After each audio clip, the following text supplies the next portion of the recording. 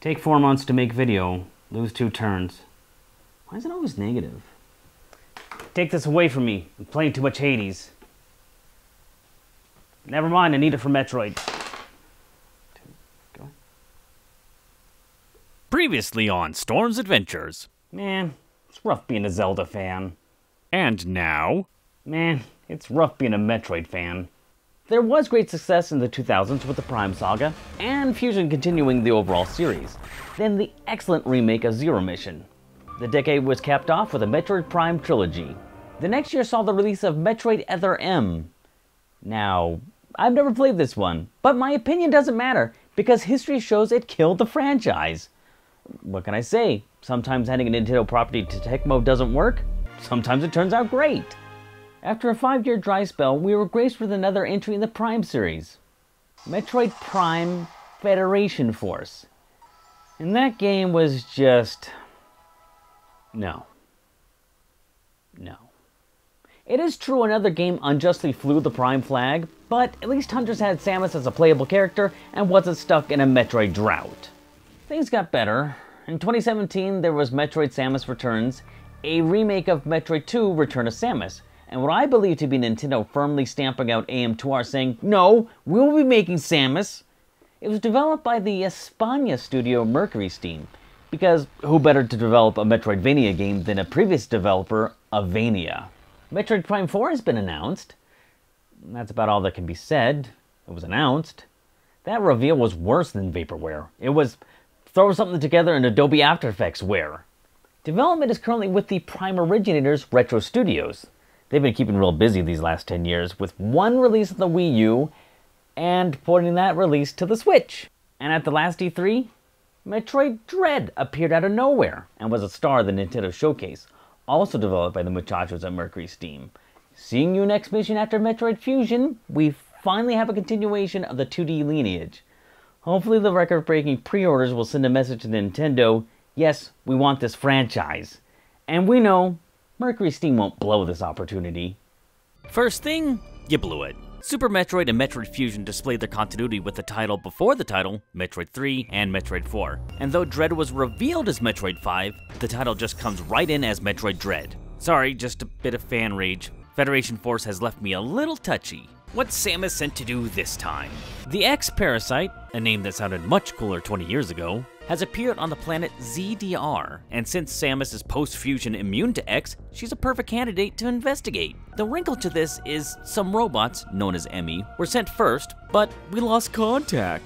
A little bit of Resident Evil, a little bit of Alien, well, a lot of bit of Alien if you really think about it. That joke would have landed better if Ridley was actually in the game. Also absent are the titular Metroids, except for maybe one.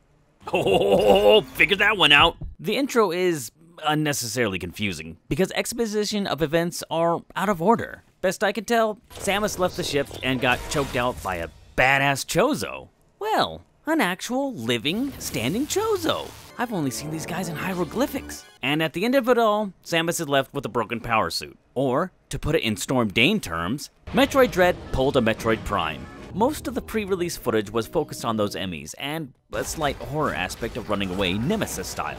It was my prediction that the Emmys would be annoying, and I was right. Though they are more sporadic than initially purported, and halfway through, the Emmys graciously take a sabbatical. There are only 7, as denoted on the box art, so they're not crawling all over the planet. Classic Metroid combat is retained.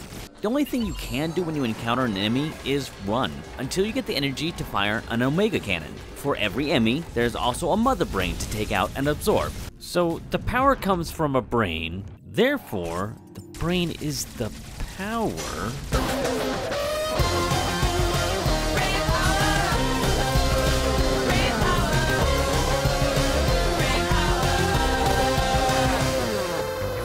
Oh, I couldn't help myself.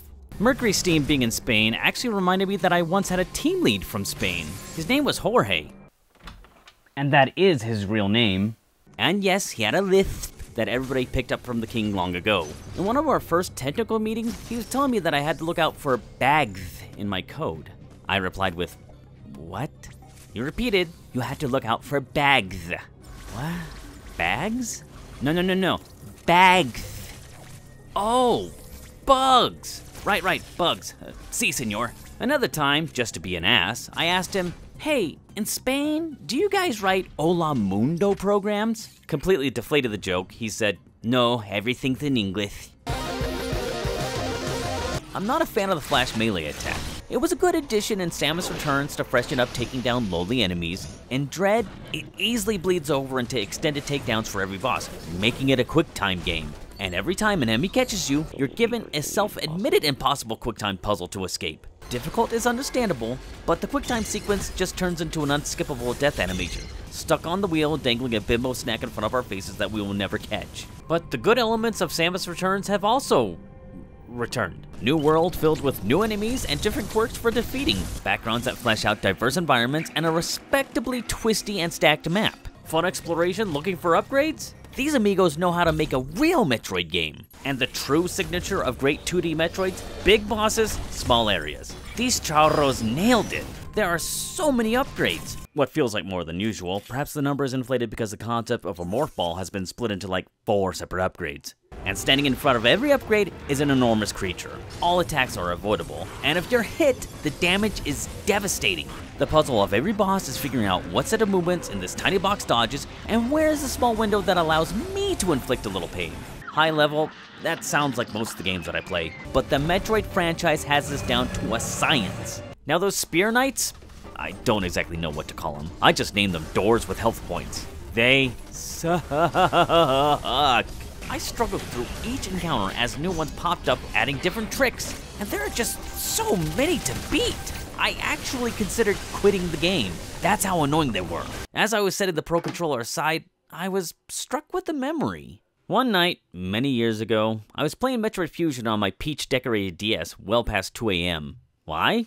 I don't know. I was single. I just felt like doing it. I remember the time because I happened to be listening to the John and Jeff show on the FM radio. Yeah, the John and Jeff show. We're two guys that think fast food is unhealthy. I don't know why I look back fondly at this time, because John and Jeff were reporting on a story about a casino refusing to pay out on a slot machine jackpot because of a computer error, and commenting that the casino was just looking for an excuse not to pay the gentleman.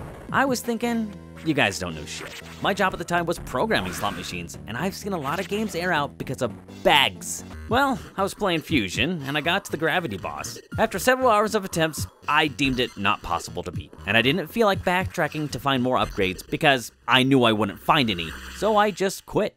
About a year later, I was selling plasma, because weddings are expensive, at a place on 6th Street in Reno. 6th Street is, well, let's just say it's not as bad as 4th Street. The plasma sold there was bought by Grifo, which is a pharmaceutical based in, wouldn't you know it, Spain. The wait time in the lobby was exceptionally long, weird considering we're all waiting to get a needle in our arm, so they would play movies on a few TVs, which was likely from an employee's personal VHS collection. Since I wasn't exactly itching to watch Spawn again, I brought my Game Boy Advance Micro to play some Advance Wars, but somehow I found Fusion in the cartridge slot. Oh well. So as I played there among the vagabundos, I figured out that it isn't so much about how many missiles you can put into its face, and more about getting out of the way. I suddenly understood how to play a 2D Metroid game, instantly making me unquit the game, and after the plasma extraction, the lady taking the needle out of my arm wasn't paying attention as she did so, and blood started spraying out of my arm. I stopped selling plasma after that. So, remembering the trouble I had with Fusion actually inspired me to push through and beat Dread. I wanted to take a moment to say that talking to Adam is about as annoying as talking to Fee. I mean, at least he's fully voiced, but everything he says is just redundant, and he tells you things that you would have easily figured out anyway. Your primary objective is to survive. You might as well just listen to him in his native tongue. Tu objetivo prioritario es sobrevivir. Avanza con la máxima precaución. Does it live up to the Metroids that came before it? Give me a moment, I'll get to it. Unlike Mario, Doom, or Burnout, I've kind of backed into the Metroid franchise.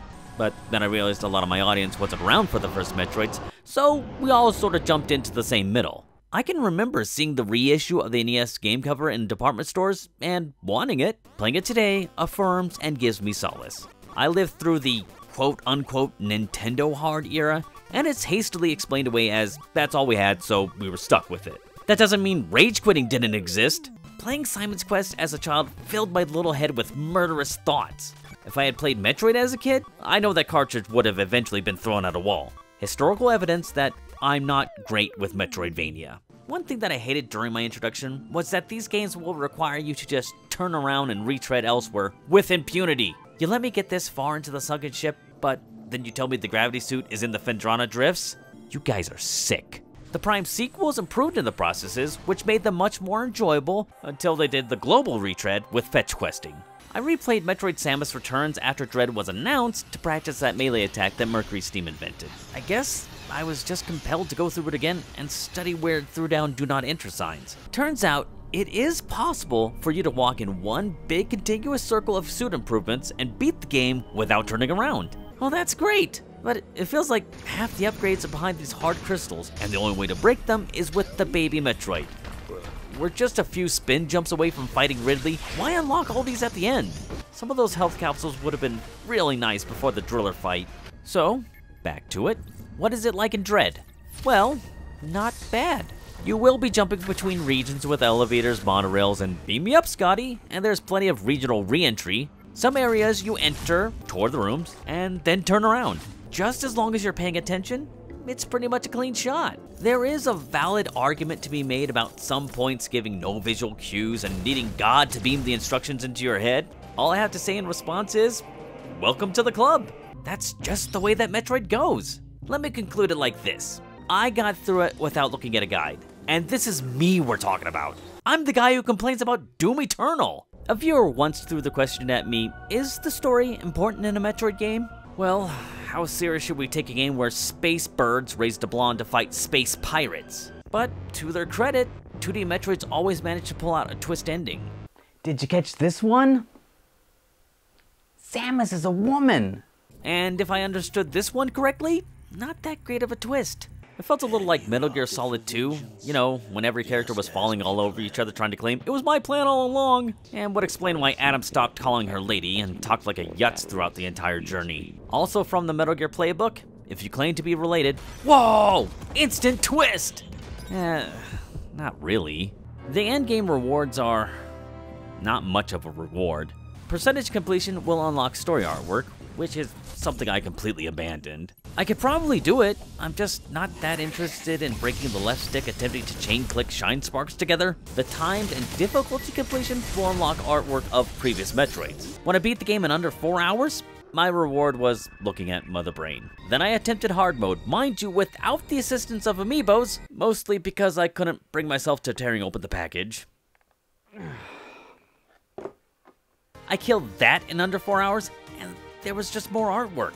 Why don't you do it like the older Metroid games and take your damn clothes off? Oh, Prime? Oh my god, this was actually a prequel to Metroid Prime all along? That's the best joke I could come up with. A, B, C, D, E, F, A, hey, H, E. Change channel image, gain 0 subscribers.